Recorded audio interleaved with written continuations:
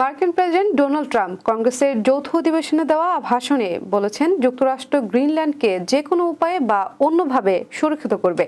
মঙ্গলবার দেওয়া ভাষণে ট্রাম্প বলেন, আমরা এটি পাওয়ার চেষ্টা করার জন্য জড়িত প্রত্যেকের সাথে কাজ করছি। তবে আন্তর্জাতিক বিশ্বের সুরক্ষার জন্য আমাদের এটি সত্যিই প্রয়োজন এবং আমি মনে করি আমরা এটি কোনো না কোনো উপায়ে পেতে যাচ্ছি। গ্রিনল্যান্ডের জনগণের প্রতি সমর্থন জানিয়ে তিনি বলেন, আপনার ভবিষ্যৎ নির্ধারণের অধিকারকে আমরা দৃঢ়ভাবে সমর্থন করি এবং যদি আপনি চান আমরা আপনাকে যুক্তরাষ্ট্রে স্বাগত জানাই। বিশ্বের বৃহত্তম দ্বীপ গ্রিনল্যান্ডকে 1979 সাল থেকে ডেনমার্কের একটি স্বায়ত্তশাসিত অঞ্চল। আর্কটিক ও আটলান্টিক মহাসাগরের মধ্যে অবস্থিত খনিজ সমৃদ্ধ অঞ্চলটি কৌশলগতভাবে গুরুত্বপূর্ণ।